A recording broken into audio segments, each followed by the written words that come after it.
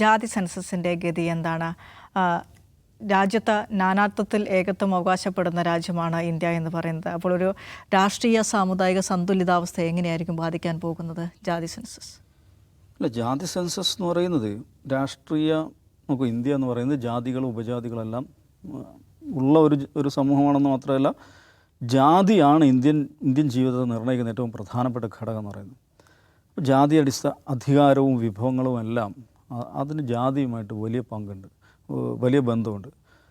ഇന്ത്യയിൽ ഏറ്റവും ഒടുവിൽ ജാതി സെൻസസ് നടന്ന 1931 അത് മനസ്സിലാക്കണം. 1931 നടന്ന ജാതി സെൻസസ്, അതിലൊരു തമാശ എന്ന് വെച്ചാൽ ബ്രിട്ടീഷുകാരാണ് നടത്തുന്നത്. പിന്നെ അടുത്ത സെൻസസ് പറയുന്നത് 1941 1941 രണ്ടാം ലോകമഹായുദ്ധത്തിൻ്റെയൊക്കെ ഒരു പശ്ചാത്തലത്തിൽ എങ്ങനെ ഒരു തട്ടിക്കൂട്ട് സെൻസസ് മാത്രമേ നടത്താൻ പറ്റിയിട്ടുള്ളൂ. ജാതി സെൻസസ് നടന്നിട്ടില്ല. 1951 പിന്നെ അടുത്ത സെൻസസ് വരേണ്ടത്. ജവഹർലാൽ നെഹ്റു ജാതി സെൻസസിനെതിരായിരുന്നു. നമ്മളിപ്പോൾ അങ്ങനെ ചെയ്യേണ്ടതെന്നാണ് ഇത് അഭിപ്രായം. അതുകൊണ്ട് പൂർണ്ണമായൊരു ജാതി സെൻസസ് നടന്നില്ല. SC/ST വിഭാഗങ്ങളുടെ മാത്രം കണക്കെടുക്കുകയാണ് ചെയ്തത്. കാരണം അത് ഭരണഘടനാപരമായിട്ടുള്ള ഒരാവശ്യമായിരുന്നു. പിന്നെ ജാതി സെൻസസ് നടന്നിട്ടില്ല. പല സന്ദർഭങ്ങളിൽ ആവശ്യമുണ്ടായിട്ടുണ്ട്. പക്ഷേ തമാശ എന്ന് വെച്ചാൽ 1990 മണ്ഡൽ കമ്മീഷൻ അവരുടെ റെക്കമെൻഡേഷൻസ് മുന്നോട്ട് വയ്ക്കുമ്പോൾ, മണ്ഡൽ കമ്മീഷൻ അഗൈൻ ഇന്ത്യൻ രാഷ്ട്രീയത്തിൽ ഏറ്റവും നിർണായകമായുള്ളൊരു സന്ദർഭമാണ്. അവരുടെ റെക്കമെൻഡേഷൻസ് മുന്നോട്ട് വയ്ക്കുമ്പോൾ അവർ ആധാരമായി സ്വീകരിക്കുന്നത്, റെഫറൻസായി സ്വീകരിക്കുന്നത് 1931 ജാതി സെൻസസ് രേഖയാണ്. ഒന്ന് ആലോചിച്ച് നോക്കുക.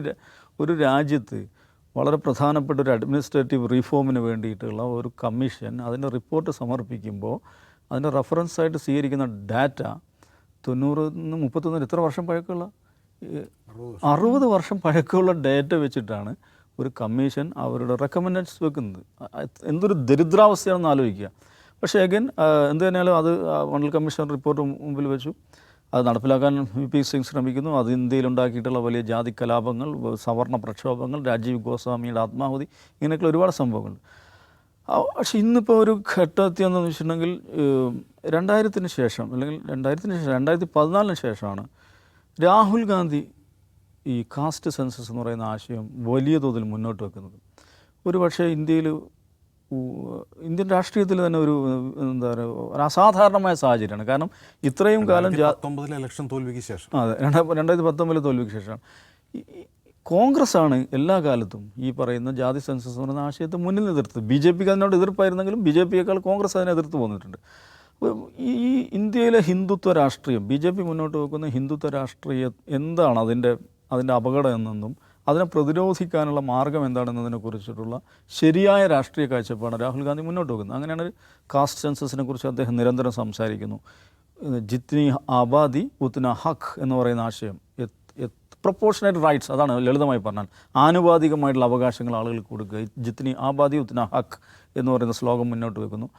അപ്പോൾ അങ്ങനെ അതിനിടയിൽ അദ്ദേഹം ബീഹാറിൽ ജാതി സെൻസസ് നടപ്പിലാക്കുന്നു. ആര്? നിതീഷ് കുമാർ അന്ന് അപ്പുറത്തായിരുന്നു, NDAയിലായിരുന്നില്ല.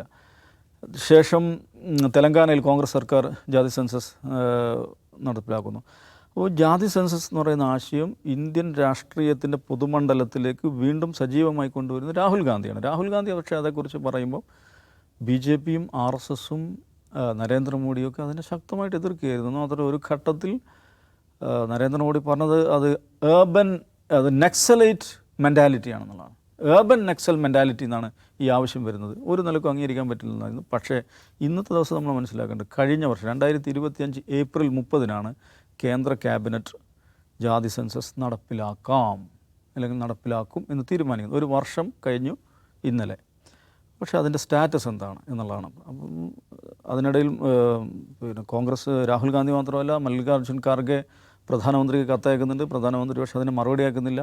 ജാതി സെൻസസിനെതിരായിട്ട് അവർ വലിയ തോതിൽ സംസാരിക്കുന്നു. പക്ഷേ പിന്നെ അവർക്ക് തോന്നി ഈ വെള്ളം ദിശ മാറി ഒഴുകുകയാണ് എന്ന് മനസ്സിലാക്കിയപ്പോഴാണ് 2025 ഏപ്രിൽ 30 യൂണിയൻ ക്യാബിനറ്റ് ജാതി സെൻസസ് അടുത്ത 2027 സെൻസസിൽ ജാതി സെൻസസ് കൂടെ ഉൾപ്പെടുത്താമെന്ന് തീരുമാനിക്കുന്നത്. നമുക്ക് തുടങ്ങിക്കഴിഞ്ഞു. ഈ സെൻസസ് ഏപ്രിൽ 1 മുതൽ ഹൗസ് ലിസ്റ്റിംഗ് തുടങ്ങിക്കഴിഞ്ഞു. പുതിയ സെൻസസിൻ്റെ ഭാഗമായിട്ട് എനിക്ക് തോന്നുന്നു ഇപ്പം ഉത്തരേന്ത്യയിലെ 1-2 സംസ്ഥാനങ്ങൾ ഇത് ആരംഭിച്ചു കഴിഞ്ഞു. കേരളത്തിൽ ജൂൺ ജൂലൈ മാസങ്ങളായിട്ട് നടക്കും.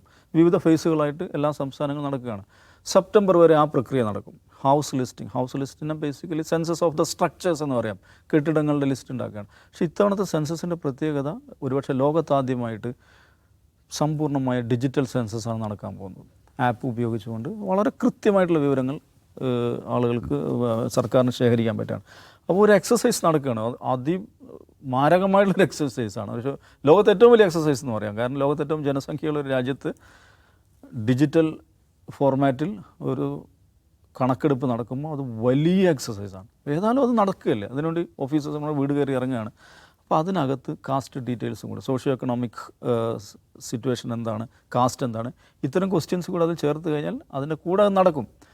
പക്ഷേ അതിനുള്ള എന്തെങ്കിലും നിലക്കുള്ള ഒരു സ്റ്റെപ്പ് ഗവൺമെൻറ് ഭാഗത്തുനിന്നുണ്ടായിട്ടില്ല. 2027 പൂർണ്ണമായുള്ള പീപ്പിൾസ് സെൻസസിലേക്ക് കടക്കും. ഇപ്പോൾ സ്ട്രക്ചർ സെൻസസ് തുടങ്ങിക്കഴിഞ്ഞു, അടുത്ത വർഷം പീപ്പിൾസ് സെൻസസിലേക്ക് കടക്കും.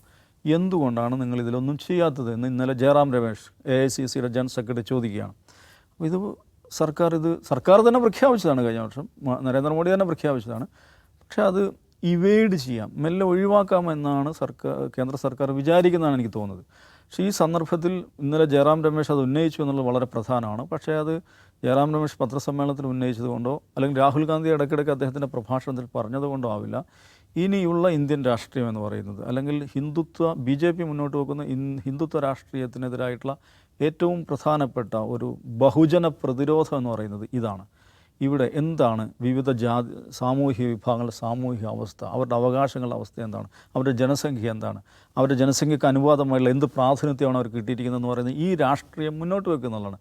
80% പിന്നോക്ക വിഭാഗം OBCക്കാർ നിവസിക്കുന്ന ഇന്ത്യയിൽ ഈ വലിയ ജനസമൂഹത്തെ റാലി ചെയ്യിക്കാൻ പറ്റുന്ന ഏറ്റവും മികച്ചൊരു ആയുധമാണ്, അല്ലെങ്കിൽ ഒരു പൊളിറ്റിക്കൽ സ്ലോഗനാണ് കാസ്റ്റ് സെൻസസ് എന്ന് പറയുന്നത്. ആ ഒരു മൊമെൻറ്റം ഉപയോഗപ്പെടുത്താൻ കേവല പ്രസ്താവനകൾക്കപ്പുറത്ത് അതിനൊരു പൊളിറ്റിക്കൽ മൂവ്മെൻറ്റാക്കി മാറ്റാൻ കോൺഗ്രസ്സിന് സാധിക്കുമോ എന്നുള്ളതാണ് ഈ സമയത്തെ ചാലഞ്ച് എന്ന് പറയുന്നത്. ഇപ്പോൾ BJP അധികാരത്തിൽ വന്ന സന്ദർഭം നമുക്കറിയാം. ഇന്ത്യ അഗൻസ്റ്റ് കറപ്ഷൻ എന്ന് പറയുന്ന ഒരു നോൺ പാർട്ടിസാൻ, ഒരു അരാഷ്ട്രീയമായിട്ടുള്ളൊരു പ്ലാറ്റ്ഫോം ഉണ്ടാക്കി അതിലൂടെ ഒരു സർക്കാർ വിരുദ്ധ വേവ് ഉണ്ടാക്കി, അങ്ങനെയാണ് ഇവർ വിജയത്തിന് വേണ്ടിയുള്ള അന്തരീക്ഷം ഒരുക്കുന്നത്. യഥാർത്ഥത്തിൽ അതേ പാറ്റേണിൽ കാസ്റ്റ് സെൻസസ് മുൻനിർത്തി ഒരു കോൺഗ്രസ്സിന് പുറത്ത് ഒരു ജനകീയമായിട്ടുള്ള ഒരു പ്ലാറ്റ്ഫോം രൂപീകരിച്ച് ഒരു വലിയൊരു ദേശീയ പ്രസ്ഥാനം, വലിയൊരു ദേശീയ പ്രക്ഷോഭത്തിന് തന്നെ തിരികൊളുത്താൻ സാധിക്കുന്ന ഒരു സന്ദർഭമാണിത്. ഇന്ത്യയിൽ കോൺഗ്രസ്സിനെ സംബന്ധിച്ചിടത്തോളം അല്ലെങ്കിൽ BJP വിരുദ്ധ രാഷ്ട്രീയത്തെ സംബന്ധിച്ചിടത്തോളം അവർക്ക് മുന്നോട്ട് കൊണ്ടുപോകാൻ സാധിക്കുന്ന ഏറ്റവും മികച്ച രാഷ്ട്രീയ ആയുധമാണ്. അതിനവർ ഉപയോഗിക്കുമോ എന്നുള്ളതാണ് ഇന്ത്യൻ രാഷ്ട്രീയം കാത്തിരുന്ന് നോക്കുന്നത്. എന്തുകൊണ്ടായിരിക്കും ഇങ്ങനെ വൈകിപ്പിക്കുന്നത്? അത് പൊതു സെൻസസ് ആയാലും ജാതി സെൻസസ് ആയാലും കേന്ദ്ര സർക്കാർ വൈകിപ്പിക്കുന്നത് പിന്നിലെ കാരണമായിട്ട് പൊതു സെൻസസ് വൈകാൻ കാരണം കോവിഡാണ്. അത് പിന്നെ രണ്ടാമത് തുടങ്ങണോ വേണ്ടേ, എപ്പോൾ ചെയ്യേണ്ടതെന്നുള്ള ഒരുപാട് കൺഫ്യൂഷൻസ് കേന്ദ്ര സർക്കാരിന് വരാൻ കാരണം നിലവിലുള്ള ഡീലിമിറ്റേഷനൊക്കെ ആയിട്ട് ബന്ധപ്പെട്ട കാര്യങ്ങളാണ്. പാർലമെൻറ്റ് മന്ദിരം പണിതിരിക്കുകയാണ്, 100 സീറ്റ് അവിടെയുണ്ട്, അതെപ്പോൾ നടത്തണം, എപ്പോൾ അവിടെ ചേർക്കണം, വനിതാ സംവരണ ബില്ല് എപ്പോൾ നടക്കണം, അതിൽ കേന്ദ്ര സർക്കാരിന് കൺഫ്യൂഷൻ ഉണ്ട്. വനിതാ സംവരണ ബില്ല് പാസ്സാക്കിയിട്ടും അത് നടപ്പാക്കാൻ ഡീലിമിറ്റേഷനുമായിട്ട് അതിന് യോജിപ്പിക്കുന്ന കാഴ്ച കണ്ടു. പക്ഷേ കാസ്റ്റ് സെൻസസ് അതല്ല. കാസ്റ്റ് സെൻസസ് നടത്താം എന്ന് കേന്ദ്ര ക്യാബിനറ്റ് പ്രഖ്യാപിച്ചപ്പോഴാണ് നമ്മൾ ഓർക്കണം, 2025 2025 വേറെ പ്രത്യേകത, ബീഹാർ ഇലക്ഷൻ നടക്കാൻ പോവാണ്. ബീഹാർ ഇലക്ഷനെ സംബന്ധിച്ച് അവർക്ക് ആ ബീഹാർ എന്ന കടമ്പ കടക്കാൻ 2 മാർഗ്ഗങ്ങളാണ് ഉണ്ടായിരുന്നത്. ഒന്ന്, കാസ്റ്റ് സെൻസസ് പ്രഖ്യാപിക്കുക. കാരണം ബീഹാറിൽ ഓൾറെഡി കാസ്റ്റ് സെൻസസ് നടന്നു കഴിഞ്ഞതാണ്. നിതീഷ് കുമാർ മറ്റേ മുന്നണിയിലായിരുന്ന സമയത്ത് നടത്തി കഴിഞ്ഞതാണ്. അവിടെ വീണ്ടും കാസ്റ്റ് സെൻസസ് എന്ന ഒരു രാഷ്ട്രീയ ആയുധം ഉപയോഗിച്ച് കഴിഞ്ഞാൽ BJPക്ക് അവിടെ ഒരു പ്രചാരണം പോലും നടത്താൻ കഴിയില്ല. അപ്പോൾ അവർക്കത് അവിടെ പ്രഖ്യാപിച്ചേ പറ്റുമായിരുന്നുള്ളൂ. ആ നിർബന്ധിതാവസ്ഥയെ പ്രഖ്യാപിച്ചതാണ്. നമ്മൾ മനസ്സിലാക്കേണ്ടത്, ഇപ്പോൾ 2011 ഒരു കാസ്റ്റ് സെൻസസ് നടന്നിരുന്നു രണ്ടാം UPA സർക്കാരിൻ്റെ കാലത്ത്. അപ്പോൾ കോൺഗ്രസ്സിന് കാസ്റ്റ് സെൻസസിനോടുള്ള ആറ്റിറ്റ്യൂഡ് നേരത്തെ ദാവ്സായി പറഞ്ഞു. ജവഹർലാൽ നെഹ്റുവിന് താല്പര്യം ഉണ്ടായിരുന്നില്ല, കാരണം അത് സമൂഹത്തെ ഡിവൈഡ് ചെയ്യും എന്നുള്ളതായിരുന്നു അദ്ദേഹത്തിൻ്റെ ഒരു ആറ്റിറ്റ്യൂഡ്. പിന്നെ മണ്ഡൽ രാഷ്ട്രീയത്തിൻ്റെയൊക്കെ ഭാഗമായി കോൺഗ്രസ് ആ നിലപാടിൽ നിന്നൊക്കെ പിന്നോട്ട് പോയി. ആ പിന്നോട്ട് പോകുന്നതിൻ്റെ ഒരു പ്രധാനപ്പെട്ട ദിശാസൂചിയാണ് 2011 കാസ്റ്റ് സെൻസസ്. പക്ഷേ അത് പുറത്തുവിട്ടില്ല. അന്ന് അത് പുറത്തുവിടാത്തതിന് കാരണം പറഞ്ഞത് അത് ടെക്നിക്കൽ എറേഴ്സ് ഉണ്ടായിരുന്നു. സോഷ്യോ എക്കണോമിക് സർവേ അങ്ങനെയാണ് പേര് പോലും കാസ്റ്റ് സെൻസസ് ആയിരുന്നില്ല. അപ്പോൾ അത് പുറത്തുവിടാതിരിക്കാൻ പറഞ്ഞ കാരണം ഞങ്ങൾ ഡാറ്റ കളക്ട് ചെയ്തതിൽ ടെക്നിക്കൽ എറേഴ്സ് ഉണ്ടായിരുന്നു, അതുകൊണ്ട് വിടാൻ പറ്റില്ല. സോ അതിലതൊന്നും അല്ല പ്രശ്നം. അത് അപ്പോഴും ഈ പറയുന്ന കാസ്റ്റ് പൊളിറ്റിക്സ് എന്താണ് എന്നത് കോൺഗ്രസ് ഉൾക്കൊണ്ടിട്ടുണ്ടായിരുന്നില്ല, രാഹുൽ ഗാന്ധി ഉൾക്കൊണ്ടിട്ടുണ്ടായിരുന്നില്ല, അന്ന് സോണിയാഗാന്ധിക്ക് അതിനെപ്പറ്റി ഗ്രാഹ്യമുണ്ടായിരുന്നില്ല, അതിൻ്റെ പ്രാധാന്യം ഇന്ത്യയെക്കുറിച്ച് എത്രത്തോളമാണ്. പക്ഷെ അങ്ങനെയൊക്കെ ആയിരുന്നപ്പോൾ പോലും ഇത്തരം രാഷ്ട്രീയം പറയുന്ന ആളുകളുടെ, ഇത്തരം രാഷ്ട്രീയം ഉന്നയിക്കുന്ന ആളുകളെ കേൾക്കാൻ UPA 1-2 സർക്കാരുകൾ തുനിഞ്ഞിരുന്നു, അതിന് സന്നദ്ധരായിരുന്നു അവർ. അതിൻ്റെ ഭാഗമായിട്ടാണ് 2011 ആ സെൻസസ് വരുന്നത് പോലും. ഇനി അത് വന്നില്ല. പക്ഷേ 2014 മോദി സർക്കാർ അധികാരത്തിലെത്തുന്നു. അപ്പോഴും കോൺഗ്രസ് അതിനെപ്പറ്റി കാര്യമായി ചിന്തിച്ചിട്ടോ ഒന്നുമില്ല. 2014 ശേഷം നമ്മൾ മനസ്സിലാക്കണം, രാജ്യത്ത് ദലിത് OBC വിഭാഗങ്ങൾക്കെതിരായിട്ടുള്ള അക്രമങ്ങൾ വർദ്ധിക്കുന്നു, മുസ്ലിങ്ങൾക്കെതിരായിട്ടുള്ള അക്രമങ്ങൾ വർദ്ധിക്കുന്നു. അത്തരം ഐഡൻറ്റിറ്റി പൊളിറ്റിക്സ് കുറേ കൂടി ദൃശ്യമാകുന്നു. ഒരു പക്ഷേ മോദിക്കെതിരെ പ്രൊട്ടസ്റ്റിൻ്റെ രൂപത്തിൽ ആദ്യമായി വരുന്ന ഐഡൻറ്റിറ്റി പൊളിറ്റിക്സ് തന്നെയാണ്. ഇപ്പോൾ രോഹിത് വെമുലയുടെ ആത്മഹത്യയെ തുടർന്നുണ്ടായിട്ടുള്ള യൂണിവേഴ്സിറ്റികളിൽ രൂപം കൊണ്ട പ്രൊട്ടസ്റ്റുകൾ, അങ്ങനെ വ്യത്യസ്ത തരങ്ങളിൽ പഞ്ചാബി കർഷകരുടെ പ്രൊട്ടസ്റ്റ്, അങ്ങനെ പലതും വരുന്നു. അപ്പോഴും ഇതിൻ്റെ പ്രാധാന്യം ആരും മനസ്സിലാക്കിയിട്ടില്ല.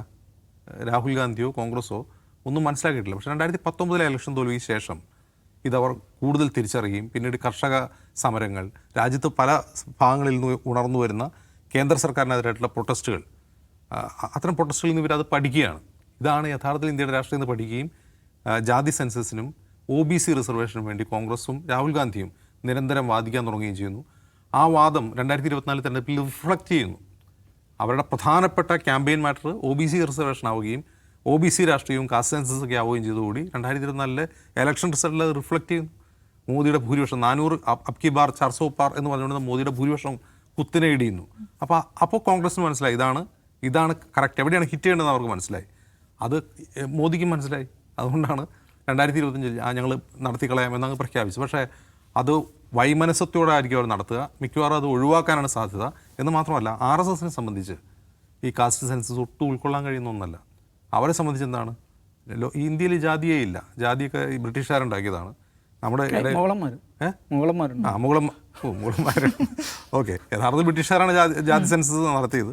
അവന്മാരുണ്ടാക്കിയതാണ്. ഇവിടെ എല്ലാം സമാജ് ഏക് ഹേ, ഇവിടെ വേറെ പ്രശ്നങ്ങളൊന്നുമില്ല. ഇവന്മാർ കുത്തിത്തിരിപ്പ്, അർബൻ നക്സലുകളും ജിഹാദികളും ഉണ്ടാകുന്ന കുത്തിത്തിരിപ്പാണിത്. വേറെ പ്രശ്നമൊന്നുമില്ല. ഇന്ത്യ ഒറ്റ രാജ്യമാണ്. ഇന്ത്യയിലെ പൗരന്മാരെല്ലാം ഹിന്ദുക്കളാണ്. അതുകൊണ്ട് നമുക്കിവിടെ ജാതിയും മതമൊന്നുമില്ല എന്ന് വാദിച്ചുകൊണ്ടിരിക്കുന്നവരാണ്. അവരെ സംബന്ധിച്ച് ഒരിക്കലും ജാതി സെൻസസ് നടപ്പാക്കുക എന്ന് പറഞ്ഞാൽ അവർ ഇത്രയും നാളും ഈ 100 വർഷമായ ഒരു കെട്ടിപ്പൊക്കി കൊണ്ടുവന്ന എല്ലാം കുത്തനെടിയാൻ പോവുകയാണ്.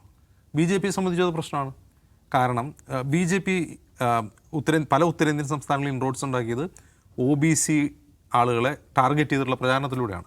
ഇത് OBC അവരെ സംബന്ധിച്ച് ഒരു ബാലികറ മലയായിരുന്നു. അവർ വോട്ട് ബാങ്ക് ആയിരുന്നില്ല. പക്ഷേ ആ വോട്ട് ബാങ്കിലേക്ക് അവർ ഇടിച്ചു കയറി, പ്രത്യേകിച്ച് UP പോലുള്ള സംസ്ഥാനങ്ങളിൽ അങ്ങനെ ഇടിച്ചു കയറി അവരുടെ വോട്ട് BJP നേടിക്കൊണ്ടിരിക്കുന്ന സമയത്താണ് BJP എന്ന പാർട്ടി OBCകളെ വഞ്ചിക്കുന്ന പാർട്ടിയാണ്.